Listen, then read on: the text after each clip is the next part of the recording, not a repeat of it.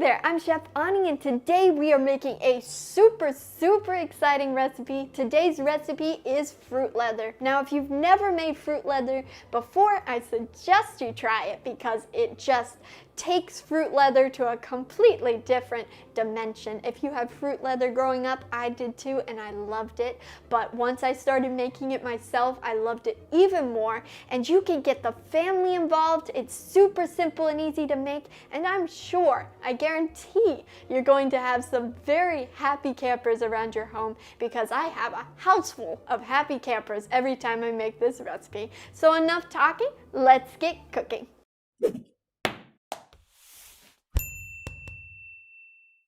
Okay, so we're going to get started with the main ingredient, which is fruit. Now, you could use a combination of different fruits, you could use your favorite fruit, and you could use fresh fruit or frozen. I love to use frozen because I can use it all year long because I normally have a good supply of frozen fruit in my freezer ready to go. Let's say you love blueberries, you could use blueberries, you could use any kind of combination. Last time I did it, I threw in a few pieces of pineapple, that worked great, or you could throw in some different, what's that fruit called? This one. Well, it's the pineapple, but it's not a pineapple, it's mango. Thank you. This motion here means mango. It's really all up to you on what you have. So today I have some raspberries. Those are going in now. I'm also going to throw in some frozen strawberries because why not?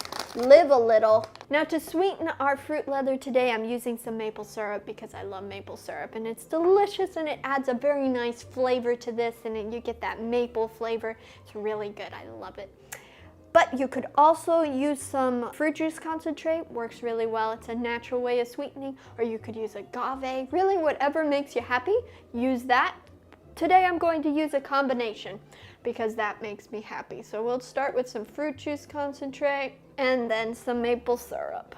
And I'm going to add a little lemon juice. The lemon juice is going to give a freshness to this. It's going to be good. Now we're just going to blend till smooth. Now that our mixture is smooth, we are going to put it in a pot and cook it until it is nice and thick. So as you can see here, we've really reduced this down, and this is super thick. And how you know that it's done is if you can push all of it over to one side and it stay there like that, then that is a good sign. Then you are ready to go. Now I'm just going to pour it out on a baking sheet tray.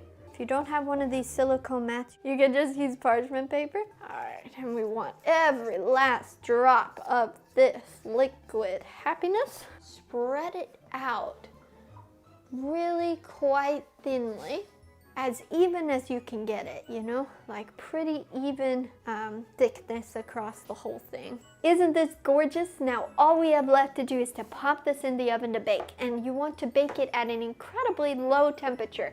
I bake it at 170 degrees for a couple of hours, and this creates a beautiful consistency to our fruit leather. I hope you enjoyed this recipe. If you want the detailed recipe, make sure to look in the box below. I will leave a link to my website where you can get that recipe. Thank you so much for watching. Make sure to like and subscribe to join me in this adventure to eat healthier, one recipe at a time, and I look forward to seeing you next Wednesday with another video.